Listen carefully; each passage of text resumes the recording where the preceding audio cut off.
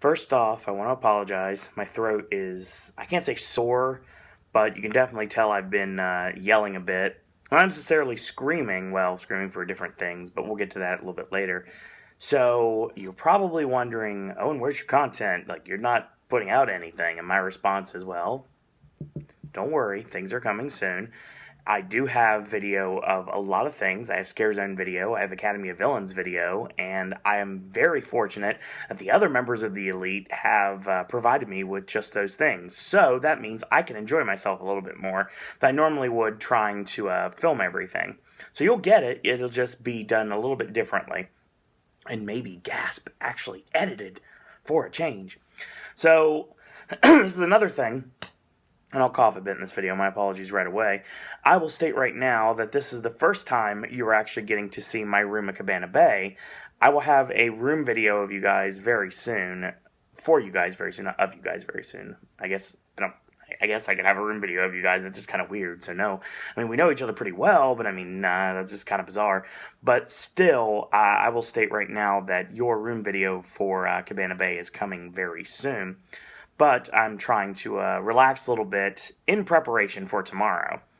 And if you're unaware, and if you're on Twitter, how can you not be aware? Because the balloons are everywhere. It's my birthday. So yeah, I am now 35 years old. Good Lord, it seems like only yesterday I didn't want to reminisce about that. It's another birthday. I love birthdays. It's going to be really awesome to hear from people that I haven't heard from for a long time, and also to hear from my good friends. I'm excited about that. I love my birthday, I really do. And I'm actually going to be doing something special for my birthday, probably going out to go see the Blue Man Group later tonight. We'll see how that works out. Now, another thing I'm going to announce is that we are making an unofficial announcement that this will probably be one of the only videos that I'm going to do this year that is going to be like this. What are you asking yourselves right now? You're wondering what I mean by that. Am I not going to be doing videos? Well, I can assure you I'm doing videos, but I also can assure you something else completely different, and that is the fact that right at this very moment, I can officially announce that we're trying to do some podcasts. So every week of the event, once it's finished, we're going to do a recap podcast. So yeah, we're going to be doing podcasts throughout the remainder of the event. And I got that worked out somehow, some way, so I was like, okay, fine, we'll do it. So it's not a guarantee yet, but stay tuned. There's going to be some podcasts coming your way, so excuse me. Get comfortable here. I won't be here for a while. I have my my ways, if you will. So let's talk about this, shall we? Real quick, I usually would do this for preview night and then do opening weekend. I'm putting them all together, all 4 days together here, basically because I got this huge, massive amounts of notes, and I want to get to that as we speak. So let's get into that, shall we? So let's start with preview night. Preview night was really fun. Enjoyed it as always. I got to hang out with a lot of really cool people. I always enjoy doing that. I got to see Tyler, and I got to see a bunch of other people. It was really cool to hang out with Charles and Nancy. Just a lot of really cool people I got to run into on preview night. Aaron was out there. Got to run into him for the first time in a long time. So yeah, preview night was overall a great success. Let's talk about what happened on preview night, shall we? The first house we go into, I'll shoot with you guys. If you saw on Twitter, you saw that there was a picture that I tweeted out, and I do this every year. Like, this is where I am in line, which is right in the front, and this is the ginormous line behind me that was back past the front gate. So yeah, opening ceremony this year, not much of anything. Heard a lot of chants, VO, and some music, and then of course we had a couple characters meet us at the gate, and then the gates opened, and then we all ran towards American Horror Story, because that's exactly what a lot of people wanted to do. Obviously you guys know from the Popcast that I have not watched an episode of American Horror Story, and I'm not sure if I will or not. It just kind of depends. Not necessarily that I'm not wanting to watch it, it's just I don't know about if I have time or not.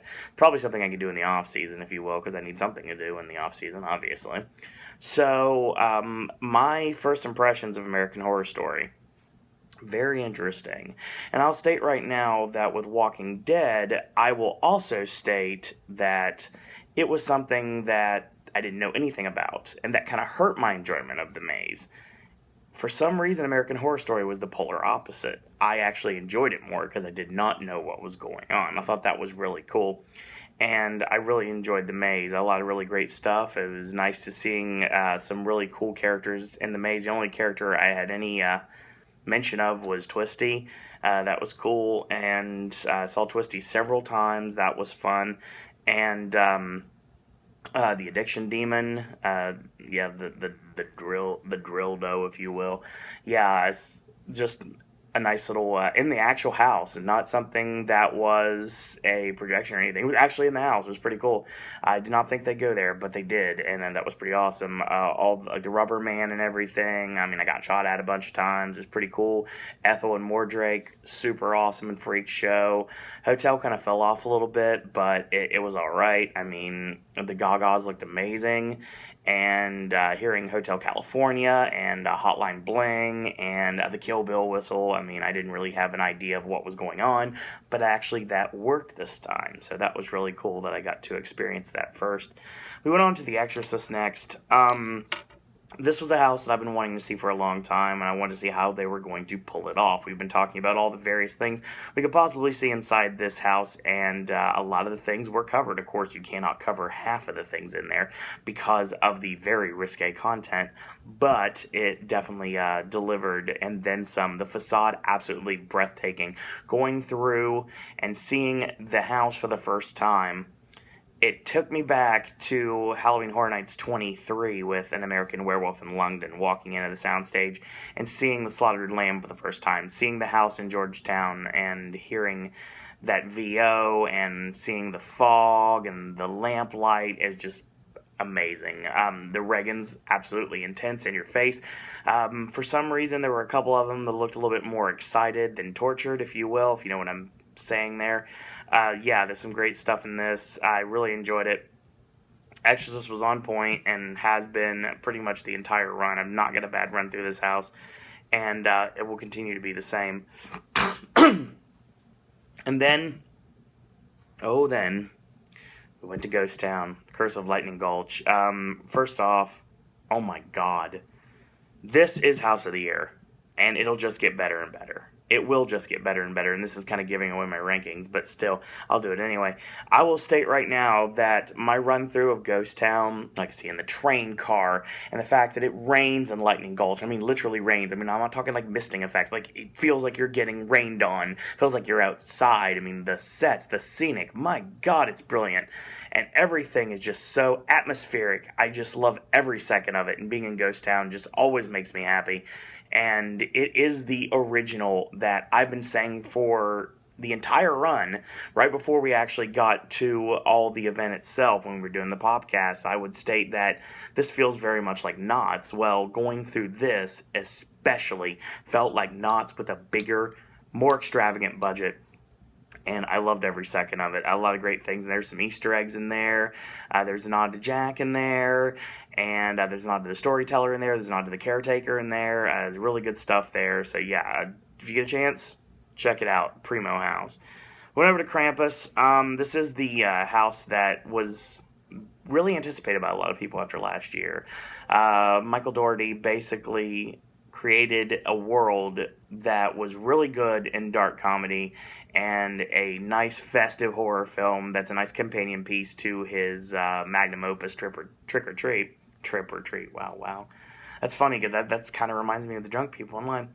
Anyway, Trip or Me Treat. So yeah, the funny thing is it always seemed like it was going to come to the event, and it does. Some good actual sounds from the movie, like the soundtrack in this house, a lot of good Christmas music, great smells, great scenic. There was something that was really cool. Apparently my computer couldn't finish installing updates, whatever that means. Anyway, probably should fix that in a little bit. Hopefully it doesn't make noises on you guys again. But yeah, I like the attic room with the teddy bear, and I like the stuff with the gingerbread men. I thought that was done really well. Krampus, not really there yet, but I mean, it's one of those things. Characters, like there are elves around pretty much every corner. It's one of those things, a nice looking house, but it's just, I mean, I guess we'll see how it progresses. We went to Tomb of the Ancients. We made the joke for a long time. It's Legends of the Hidden Temple, and if I look at the facade, it really is Legends of the Hidden Temple. I almost was expecting Kirk Fogg to swing out from a vine and tell me that I needed a pendant in order to get past the temple guards, because that's exactly what it reminded me of. Very claustrophobic. I refer to this house as Brick Tamlin Presents Loud Noises of the House, and Stuff in Face the house, depending on how you're looking at it. And on the mixture, Brick Tamlin Presents Stuff and Face the House. So all three of those that were used throughout the time. And it's basically, if you like stuff in face, this is your house this year. There is literally stuff in your face everywhere, and I guess that makes sense because we're in a jungle. So it makes sense you have vines in front of you the whole time. We have a roof. We have a lot of really cool things there, a lot of great effects in there. The emote comes out really awesome looking. Wasn't really gelling on preview night, but I mean, still, I really enjoyed this house. It was really good. Really good claustrophobic feel to it. Scares are on point. A lot of From Dusk Till Dawn influence in there. It's got a lot of Indiana Jones to it, obviously. Legends of the Hidden Temple. I mean, there's a lot of great stuff in here. So yeah, it's definitely something I recommend going to. Lunatic's Playground. Okay. Until last year, I usually do not wear the 3D glasses. And Lunatic's Playground was a house that I got a lot of flack for putting as my number one. Now, I had a lot of hope for Jance this year in every way possible, probably because, number one, I really liked the character, and number two, I really wanted to be like, haha, I said it first.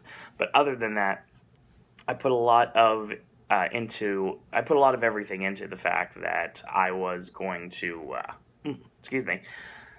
really put anything Chance related really high on my list in anticipation. But okay, first off, the Q video is absolutely awesome, and if you are able to experience it and actually pay attention to it, it's something that's really cool. There's Shady Brook influence there. There's Cary, Ohio that's in there. There's Ultraviolent Comics is in there. So yeah, there's a little bit of everything. The Q line, very interesting. Utilizing the space that's right between the Vacation Information Center and Fear Factor Live. So the wooded area that kind of looks like you're going backstage, kind of reminds you somewhat of how the disaster queue would be set up when you used to do that last year and the years prior. It kind of reminds me of that. It's really interesting. It's a maze of queue lines and ramps. Very interesting. You have to ramp up to actually get in the house. And when you exit the house, it's actually like you're backstage exiting a trailer as you are a character when you are on break. That's what it feels like. What do I say about the house? It's very vibrant, very trippy in more ways than one. I do not recommend wearing the 3D glasses here. I really don't. Not something I would do if I were you. If you want to do it just to get the experience, fine. But don't judge it based on a run-through of just being in 3D. Make sure you see it without the glasses. You actually might do better for yourself. But yeah, I mean, overall the house is interesting. A lot of people have it really low in their list. And it's not high on my list either, but it's not as low as a lot of people have it. So give it a chance, if you will, and just enjoy yourself while you can. And I will give them the benefit of the doubt because they did not have the sprung tent so I could hear Bill and Ted while I was inside the maze. I thought that was cool because it's really loud in there. A lot of Asylum in Wonderland in there. There's a lot of cool stuff. I don't see any like in between or any Penn and Teller or anything like that. Just it's kind of like Asylum in Wonderland but amped up a little bit. Scares are very interesting. A lot of cool stuff that they did in Asylum. It works for me, but I mean I know it doesn't work for everyone, and that's a shame. So, of course, Halloween was like 50 minutes by then. I was like, no. Texas, I wasn't quite ready yet, and the waits were too long anyway. So it's kind of like, all right. I couldn't get over to Walking Dead because I couldn't make it to the front of the park in time. So there's time for 12:30, and what 12:30 means time for Bill and Ted's Excellent Halloween Adventure. Now, I have been saying for the longest time a lot of things you would see inside this show, and a lot of it was covered. It really was. But in some cases, not exactly how you'd anticipate it to be. Number one, right away, there's a really awesome video package doing the no photography or video recording, and it's basically hyping up the 25th anniversary and a lot of Bill and Ted moments of the past. I noticed there was a lot more of the newer stuff that was in there, like a lot of stuff in the last several years, the ones I got to experience. There was a lot in there, and I got to see several things. It was really cool. It was nice seeing Smurfette. and there's Smog and a lot of great stuff, but there was still a little bit from the past as well, so it was a nice little opening of the show. The show this year is really interesting. If you were at Rock the Universe or got to see the picture posted from Rock the Universe, the morning mass they had the day before, the last day of the event, they actually had somebody that took a picture of the set for Bill and Ted and put it on Instagram. So there was no Wild West stunt show set. No Dr. Evil, nothing like that. Abraham Lincoln is in there, but it's not exactly what you're anticipating it to be. Donald Trump is there. It's not. He's not the villain, I'll tell you that right now. They went a completely different route, and utilizing one of the tops when it comes to Bill and Ted cast members, somebody that I think personally is one of the future, is the future of Bill and... He's the Seth Rollins of Bill and Ted. He's the future of Bill and Ted. And he's a phenomenal actor, and I'm very glad he gets to shine this year. The dancers, it's no surprise to anyone that Owen's a very happy guy this year because his absolute favorite, #TheOtherOne, is back again, and it's awesome to see her back, and she's like leading a lot of things, and she has a lot of roles in the show. It's really cool to see because she's a very talented dancer, and she definitely knows what she's doing. I'm glad to see she got a bigger part this year. She doesn't have any speaking roles, but she does have several points in the show that actually are made because of her involvement. And I'm not just saying that because I'm biased. I'm saying that because her character is front and center when it comes to a lot of the parts. New Ted's going to take a bit to get used to, but he's growing. He's growing on me, honestly. He's a very talented actor who's done a lot for the company, and I think it makes perfect sense. I know there was a joke last year about Bill and Ted being too old to play Bill and Ted. Well, I think they went with an older Bill and Ted this year, and sticking with basically an older Ted. I think that actually makes the dynamic work. And Bill is back, super awesome. Thank you. And yeah, there's some really cool stuff with the show this year, and not exactly as political as you were anticipating it to be, and a lot of people are happy with that. Some interesting jokes that kind of roll really fast. Like, you got to roll with the punches in the show this year. A lot of people, I do see a lot of people that are giving it flack, and I don't see it. Maybe I'm extremely biased, but it's nice to see that the show is still knocking it out of the park, still doing some great sets, and still phenomenal. I absolutely love it. I'm very glad that Bill and Ted is still a part of our event here in Orlando, and I cannot wait to see what happens next. I'm looking forward to watching it again tomorrow night. So yeah, I mean, my numbers, I'll tell you that at the end of the video, so we'll get to that momentarily. So, on opening night, I finally got to go to Halloween. I did the annual pass holder event night, which was kind of a failure for me because a lot of the stuff in the back corner, once you get done with Halloween and Tomb and Texas Chainsaw Massacre and then Chance, and then you get over and do the first Bill and Ted show, it's kind of like the front of the park is already like slam packed. So it's kind of like it's not a good idea to go in that location. And I'll tell you right now, with the Stay and Scream locations, I think the best option you've got right now is Hello Kitty or Lucy, because that gets you straight into American Horror Story.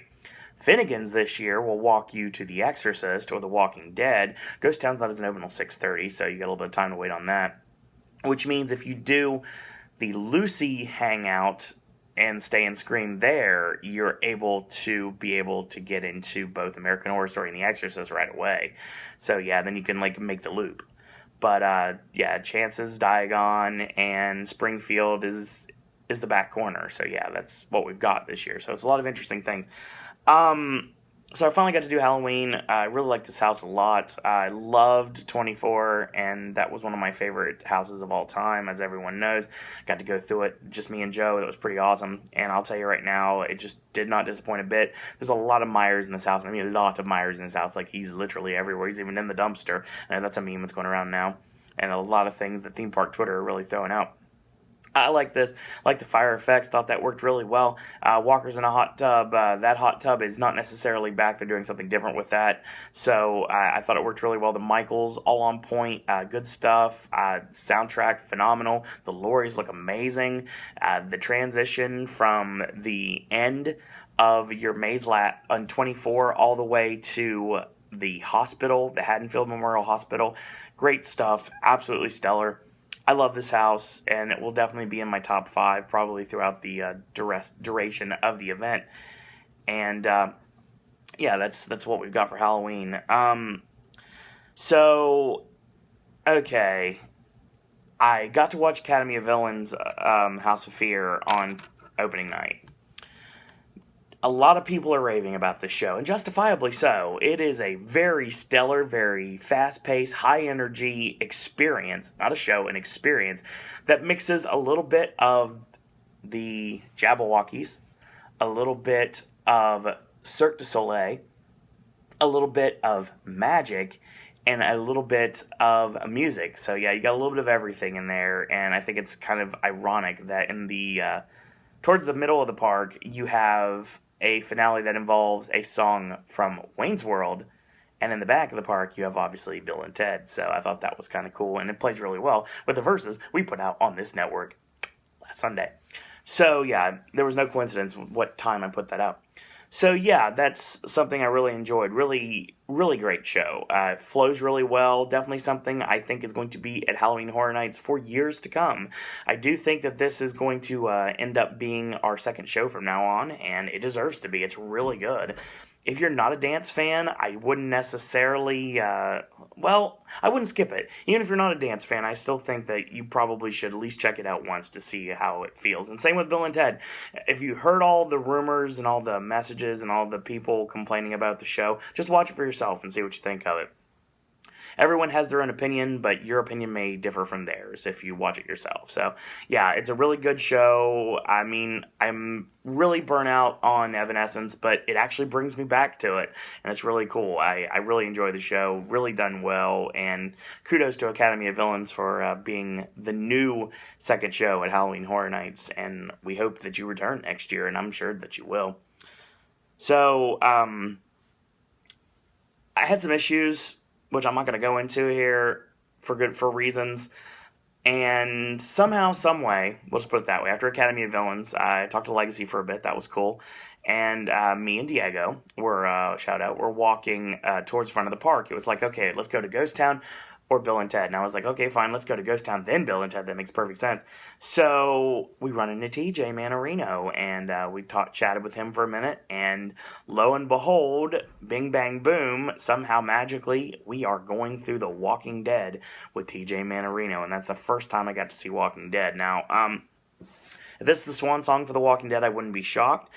It takes all of the greatest hits of all the past houses, and it meshes them together rather nicely. They're very small, but they actually work quite well. It's like some of the scenic is really understated here, and it actually works. I mean, it takes everything from 2012 all the way to last year and adds some new stuff from this year's season as well. So I think it works really well. Some good characters in the house, some good scares in the house, and I finally got to see the Don't Dead open inside door, which was kind of cool.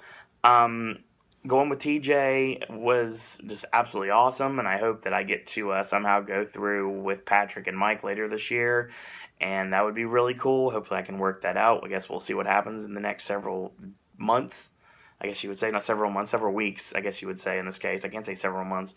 Yeah, Walking Dead's fine. I don't have a problem with it. So I went preview night, Friday, Saturday, Sunday. So let's talk about Sunday real quick before we get into anything. So Sunday, I ended up with Darren, and we hung out pretty much the whole night, and we got a lot accomplished. Why? Because it rained, and when it rained, it cleared out the entire park. Now, granted, it killed Academy of Villains last 2 shows, but when it rained, it cleared out the entire park. So we got a lot of stuff accomplished, and we got to build my numbers slowly but surely throughout that duration. Now, I also will state that that is the first time that I got to do the Texas Chainsaw Massacre. Now, everyone knows.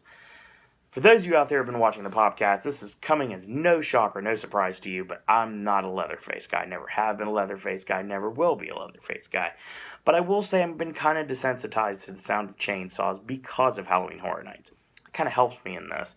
And when I went in the tribute store, it's really interesting. I saw this Leatherface stand. He looks like Tommy Wiseau of The Room. And it's really interesting that also saying that, and then going back to the commercial where Leatherface looked like Mrs. Doubtfire, rest in peace, I will state right now that I was apprehensive. We did the Unmasking the Horror that day, and it was kind of like that Saturday the day before, and just going through the house and taking pictures, I was unnerved, and I guess that's what you're supposed to be, but it's kind of like, alright, fine, and I finally went into Texas on Sunday. A lot of great, intense scares in this house. If you don't like Leatherface, turn back around, honestly. The hitchhiker, who is not Ian, who should be Ian, got me pretty bad, actually, at one point. One of the family members caught me on the left-hand side. That was good. I really enjoyed that. Leatherface, I guess, is everywhere. Some really cool scares. I missed the finale. Hopefully I'll get to see it again this weekend. But yeah, there's some really cool things, and like I said before, it ain't over till it's over. So yeah, there's that. A lot of good stuff this year. Texas is fine. I don't have a problem with it. It actually was pretty intense. So yeah, it worked. The facade, not the greatest, but I mean, for as short time as they had, it somehow works. And a lot of hearing the music, hearing the flash bulb of the camera going off every once in a while, that strobe effect in the house, the bone furniture. I mean, there's a lot of good stuff in that. This is a terrifying house, and it deserves to be up there. That's me saying that. So yeah, I had some great showings of Bill and Ted this year. I got a lot of them in, and I've gotten closer than I've ever gotten before. I was in the front row this year. That was really cool, and I don't think that's gonna go away anytime soon. So that's something that's also awesome and makes you enjoy the show in a different way. Let's talk about scare zones, if you will. Survive or Die.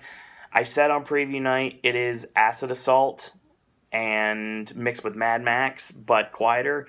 On opening night, they amped up the loudness, and it wasn't as quiet as it was on preview, but it still works. There's a lot of really great stuff in this. I love the projections. I love the buildings crumbling. Like, it is Acid Assault, it really is. I think it's awesome, and seeing like the Mad Max vehicles and the characters are on point, and they will just stand there and they will watch you and they will stare at you and they will try to freak you out, and it's awesome. I really enjoy it. Survive or Die is a great scare zone and probably a big candidate for Scare Zone of the Year. We have Vamp 1955. I love this. Just standing in this scare zone is awesome. Going back to the 50s, it is a homecoming gone straight to hell, basically, because the vampires come in and ruin everyone's day.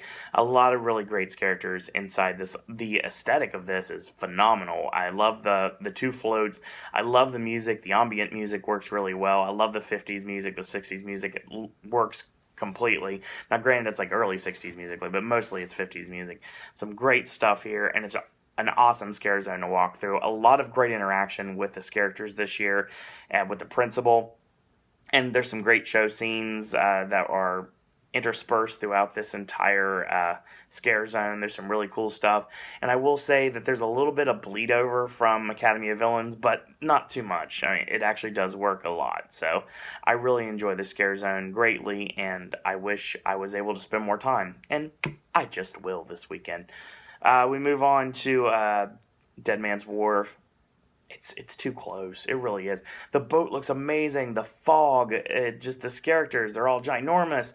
It's like the fisherman from I Know What You Did Last Summer, and it's mixed with the fog, literal The Fog, John Carpenter's The Fog. And there's great soundtrack, ambient music. I mean, there's a lot of good stuff here. I mean, this is going to be a scare zone that may have issues throughout the event, especially if it rains. But it's funny because they actually wet the ground, so it feels like you're literally walking through a fisherman's wharf, and it works phenomenally. I just love this scare zone. I wish I'd spend more time in it, but I basically am just running through it most of the time. Speaking of that, Chance in Hell, the stages work, the characters kind of blend into the background a little bit, which sucks. I kind of wish that they would do more with that. Chance is doing the Insult Emporium thing, just like I thought she would be. And she's not killing anybody, she's just insulting people. I think that actually works quite well. That is your only way to take a picture with Chance, at least a selfie, while you're in the park outside of character dining, which I unfortunately will not be doing this year because it just doesn't work out for the budget. But I will state that it's a fun little scare zone. I wish there was more to it. I guess there's really not much I can say more about it. Lair of the Banshees, Banshee's Lair, Lair of the Banshee, so many name changes. Might as well call this the Brutus Beefcake of Halloween Horror Nights 26, because it's changed names so many times. So, yeah, get that reference. But the thing is, it's cool. It's a great scare zone. The ambience is there, but it's Central Park scare zone all over again. I mean, there's some cool stuff in there and some good hiding spots for these characters, but it's kind of there. So, yeah. The roaming hordes this year, the rednecks kind of remind me of a traditional chainsaw drill team. They're fine. One of my favorite scares this year, without a doubt, was I saw one of the chainsaws just hiding out in the bushes. Then all of a sudden, he was waiting in Springfield, like right outside the exit to The Simpsons, and he would just wait. Next thing you know, he dove literally out of the bushes and attacked this lady, and it was awesome. And it scared the crap out of her, and I enjoyed it. It was really amazing. And someone else did that again when they was hiding behind a trash can. Thought that worked really well. They're a really good on-point horde this year. Nobody is to the lengths of the Clown Saw Drill team, but still, I mean, they're doing well for themselves. The pumpkin scarecrows, really solid this year. A lot of really good scares. Maybe a hint of things to come. You never know. Some great characters this year in that group, and I very much enjoy that when I get to see it. I don't get to see it very much. Don't get to see the roaming hordes as much. Now, the hordes I get to see more than anything are the cheerleaders. It's nice to see some familiar faces. Shut up. And I really enjoy the bedazzled chainsaws. I think that works really well. We have school spirit, and we're going to let you hear it. And if you don't like it, let our chainsaws roar. So, yeah, it's some good stuff. I really enjoy the roaming. I don't know if it necessarily is scary, perhaps, but it's entertaining to watch people. It really is. The other one are the geishas. They finally got the geishas. The Sting Alley geishas have been rumored since last year, and it finally happened. I looked at the geishas. They kind of remind me of Takashi Miike's Audition. That's what they really remind me of in every way possible, and a lot of people have agreed with me when I've made that comparison. There was one really cool one where they actually had a geisha just hide out like this, like fold herself up in the darkness and then nail people. It was awesome. I really enjoyed that. So the ambience of the music this year. Last year, it felt like the anniversary. It felt like Jack was in control. This year, it feels like what a rock festival, and there's a lot of really random music playing. The one song that I will say is my favorite this year, without a doubt, Q Lazarus, Goodbye Horses from Silence of the Lambs. Yes, I love that song, and I love being able to dance to that song. And another one is they play Ray Parker Jr.'s Ghostbusters theme, and then all of a sudden the record skips, Chance stops, it dead in its tracks, and then it transitions to Bangarang by Skrillex, which is a song I really enjoyed from last year. Heard a lot of stuff from 25 during preview night. Did not hear it as I've been walking through the park the other 3 days of the event.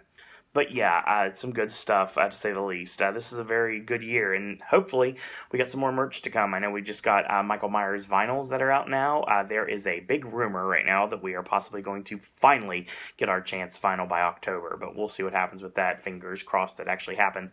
Pin and vinyl hopefully coming in October. I will believe it when I see it. So, scare zones.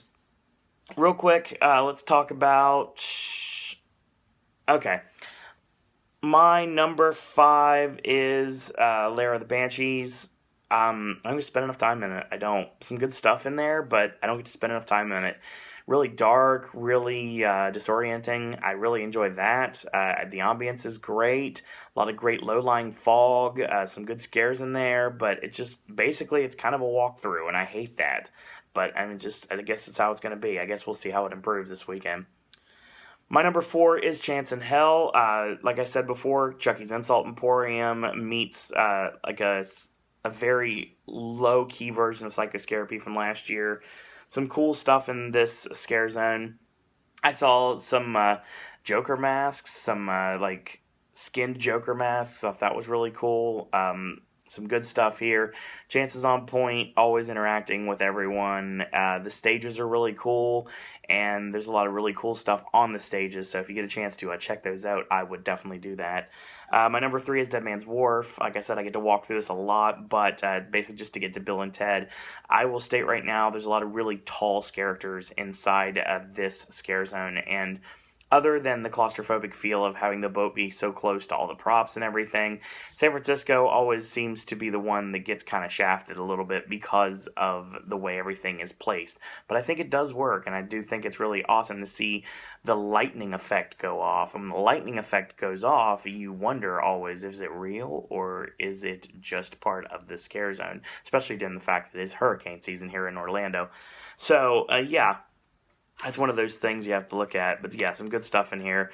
Number 2 is Vamp 55. I love the scare zone. I can spend many minutes in the scare zone. I really enjoy it. I love the music. The music makes me very happy. A lot of great 50s songs in here. Hearing Blue Velvet walking through the scare zone for the first time on preview night was a pretty awesome experience. A lot of great characters in here. Like, it's funny to watch the prom queen get turned. I think that was really cool. That was a good way to do things. They do it on top of the homecoming float. Got to get video of that. That should be out here on the network very soon. So yeah, there's some good stuff here. A lot of great interactivity in the scare zone, and it's something that I'm thinking it's going to be hard to move from its spot. The only thing I can see it doing is going up, but that means it would have to go against Survive or Die. So yeah, this is an apocalyptic world in more ways than one. It is Mad Max meets Acid Assault, and it is a scare zone that I know a lot of people have wanted in New York for a long time. Now, it's not your typical end of the world scare zone. Oh no, there's a lot more to it than just that. And it's funny because a lot of people are kind of trying to get you to join their side. It's the battle for air, and one side wants one side and one side wants the other.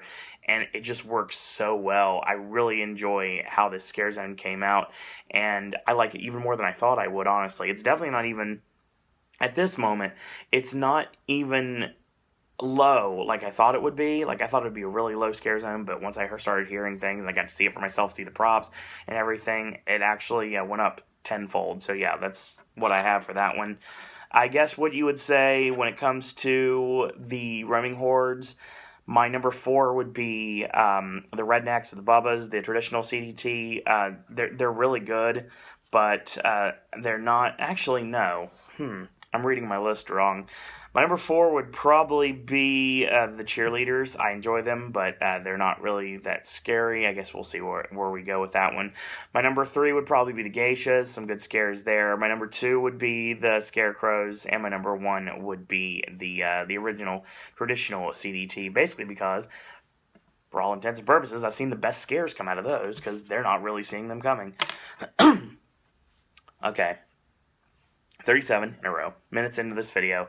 And now it's time to break out my top 9. All right. I'm getting ready for the hate mail. My number 9 is Krampus. I cannot get a good run through of this house. I just can't. Scenically, it looks awesome. It just does, without a doubt. Some good stuff in here. Some good things that will hopefully improve. It's just not there for me. I mean, I've seen the movie a couple of times, and I really enjoyed it, and I wanted to see it at the event, but it's really different. It's not what you're expecting, but it is at the same time. It makes any sense. It is your dark comedy house here, without a doubt. Krampus on in it nearly enough. We got ourselves hyped up about things we wanted to see inside this house, like the Krampus on stilts with the death breath and everything. I wanted to see that. Didn't happen. The facade, you're literally walking into the house, like kind of like when you're trying to see like Evil Dead's facade, when you see like the big giant Evil Dead logo for 23. I kind of got that vibe from it. It's interesting. There's some interesting stuff in there. Probably took a lot from Home for the Holidays. Makes some sense there. I'm sure that there's a lot of influences in that house that you can find in Krampus. But yeah, a lot of people love this house. Absolutely love this house. It's like tops on a lot of people's list. For me, it's the bottom because it's just kind of there. And maybe, just maybe, I'll get a good run through. I guess we'll see. My number 8 is Texas Chainsaw Massacre. I guess I just hit it at a bad time. Like I said, I'm a Leatherface guy. This is probably always going to be low on my list, but it's very intense. Very intense. Intensity personified is what I said on Twitter. The Leatherfaces all look great. They are definitely on point in every way possible. Some great scares. Like I said, I missed the finale. Hopefully I'll see it this weekend. But like I said, it ain't over till it's over. And there's a nice little gauntlet you have to walk through in order when you exit the maze, which you may or may not run into Leatherface. I guess you'll have to wait and see. But yeah, I mean, like I said, it's a very intense house, but only my number 8. Number 7 is The Walking Dead. I didn't think I'd say this, but I will state right now that The Walking Dead has had some really interesting run-throughs. Obviously, the first one with TJ and the other three, it was kind of like, okay, I'm not exactly sure if I'm going to like this or not. But sure enough, it actually comes through, and there's some really great characters inside the house, some really great scares inside the house, and Walking Dead will probably stay on this, well, at least on the bottom, but it'll stay a little bit higher than I thought it would just because of something like that. So we move into our top 6. Yeah, my number 6 is Lunatic's Playground, and I will state right now that I'm going to get a lot of flack for not putting that lower on my list. I don't really care. I'll say it right now, do not wear the 3D glasses. Do not. It makes the house a lot better. The finale is awesome, but I know a lot of people are going to miss it because I was in there, like, one of the last people to exit the house on Sunday night, and I actually got to see it, and it was cool. And it was a nice little ode to the Carnage Returns from last year, and I thought it was really awesome. But yeah, it's kind of suffering. A lot of people don't seem to like it. It seems like a traditional 3D house. It's got the vortex tunnel and everything. But it's going to improve, hopefully. I hope a lot of people start giving it more of a chance to actually be higher in their list. Some people don't like it. Maybe it'll get better. Hopefully it will. My number 5 is Tomb of the Ancients. Finally got some great run-throughs of this house. Really solid run-throughs of the house. The Amut looks awesome, and there is a moving floorboard. I thought that was really cool. Like I said, stuff in face is literally everywhere. You really feel like you're in the jungle and you're going to die. Yes. So it's some really good stuff. I enjoyed this house immensely, and I probably wouldn't end up higher on the list maybe as the event progresses. But I think everything in the top half, I think, is probably going to have to bounce around a little bit, except for the top 2. I think there's a really good opportunity that that's going to stay the same. But for the time being, my number 5 is Tomb of the Ancients. 4 and 3 have been flip-flopping in my head. 4, I settled on Halloween. Hell Comes to Haddonfield. Like I said, some really great run-throughs of this house that I've had. I've actually seen Halloween the lowest of the traditional houses. Obviously, I don't count Texas because I was really apprehensive about doing Texas in the first place, but it was always going to be a low number. But the houses that I would want to do more than once, Halloween was the one that jumped at me right away, and that's the one that I haven't done the most, which I'm going to rectify that tomorrow. But yeah, at least 1 or maybe 2 run-throughs of the house. But yeah, some good stuff. Great scares. The Myers on point, like I said before. Some good stuff. The facade, a little unassuming, but you'll have that. It's okay. That's not the actual real facade of the house. I like how they did the actual closet, and this time everybody was like looking over on red alert, trying to wonder if they were going to have Michael jump out on them. No, they had to wait until the first room. I thought that worked really well. Really good way to do everything, and a lot of really great scares in this house. I very much enjoy Halloween, and I look forward to seeing it again tomorrow. My number 3 is The Exorcist. Seeing this house where your eyes haven't adjusted yet, and when it's almost pitch black darkness and you're basically like squinting through to be able to go through it, this is the best way to do The Exorcist. Seeing this house is just absolutely creepy, intense. The Regans are awesome. The power of Christ compels you. The Father Karras scene where they throw in the holy water, I thought that was awesome. Excuse me. The head spin, great stuff. The only low points I'll give on this would probably be the actual crab walk itself. It doesn't really work out very well. I wish they would have done a different kind of effect for it, but I guess with space, they probably couldn't have done much differently. They could have built a different room, but it's another room. That's more budget, so I guess they did what they could with what they had. I also will state that, like I said, the breathtaking facade leading into where you get the dig site. It's a really awesome way to do it, and it really utilizes everything to its fullest of capabilities. I really love this, and it's really well done, and I cannot wait to see it again tomorrow. My number two is something that a lot of people have been hyping up to me since day one that I have no point of reference of, and that is American Horror Story. This house is getting better and better every time I go through it. Right now, to me, it's 1A, 1B, I guess you would say is the best way to describe it. A lot of great stuff in this house. I'm starting to learn more of the characters as I go through, and I'm seeing some more great stuff. Like Twisty. Twisty is awesome. Like I said, Ethel and Mordrake, great stuff there. a really enjoyable experience. I love some of the stuff with the Murder House, Dr. Montgomery, some good stuff there. Seeing the Black Dahlia and the Snuff film, I think that's really cool. Hearing the music, like I said, Hotel California and the Dandy, I Hate You, I Hate You, I Hate You, I Hate You. I think that's really awesome. Some great stuff in this house. Really good and really true to what I've heard about the television series. So yeah, I really enjoy it. But ask anybody that's talked to me in person, anyone that's been following me on Twitter for the last 4 days of Halloween Horror Nights, tops above everything else is Ghost Town. And my God, the scenic on Ghost Town, like, this is next level stuff right here. This is scenic that we haven't seen, like, to this extent for a long time. If you want knots on the East Coast, this is the closest you're ever going to get. And the originals this year feel very much like knots. Gunslinger's Grave is a very successful maze they do every single year, and this house takes that concept and just gives it a budget and shoots it to the stars. I absolutely love this house. I love the water effects in this house. It feels like I'm getting rained on. I was getting rained on. There's a train car. It was funny because we were going through on preview night with Charles and Nancy, and it was kind of like, oh my God, it's a train car. But of course, it's holy effing S, it's a train car. So yeah, it was really awesome. Yeah, some great scares here. There's a cannon.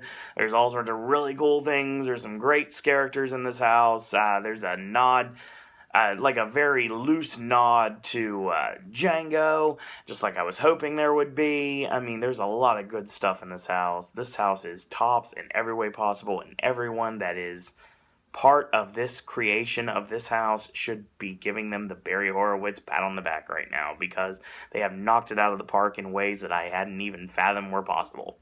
So yeah, that's what we've got. That's your video, and I will tell you right now, as I am looking through my laptop, which is right next to me. That's the reason why I'm looking to the side a little bit.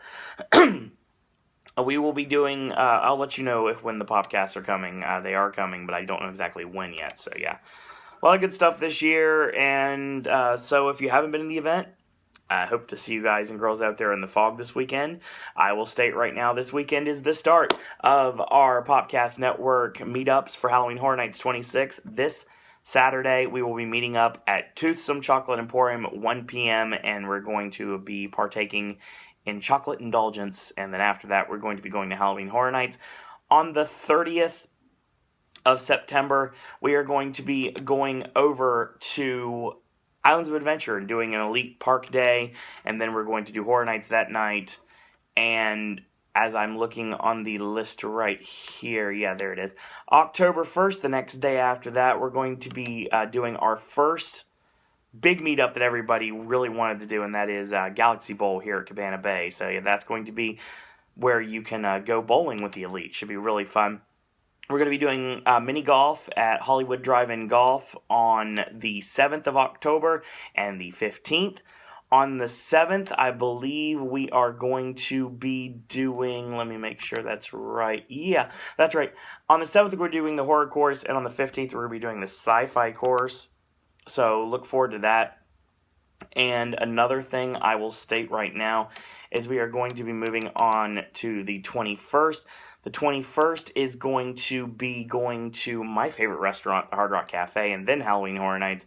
And then, of course, closing weekend, we've got 2 big meetups, one of which being when we're going to go back to where it all started, and that is Toothsome. But that Toothsome meetup is going to be also with a day at Universal Studios Florida. We're also going to have a Bill and Ted meetup. That's going to be on October 30th. We've got a lot of really great things that I'm looking forward to. So we got some really cool stuff. So stay tuned for that. Some great things are coming for our meetups this year. And if you want to RSVP, link in the description bar below. So that's what we've got for this video. If you haven't seen me at the event yet, very easy to spot. If you are running around Islands or Studios today and you see me, say hi, happy birthday, and stuff like that if you'd like to, or belated birthday wishes. Like I said, who knows what kind of awesome birthday stuff could possibly happen today. I guess we'll have to wait and see.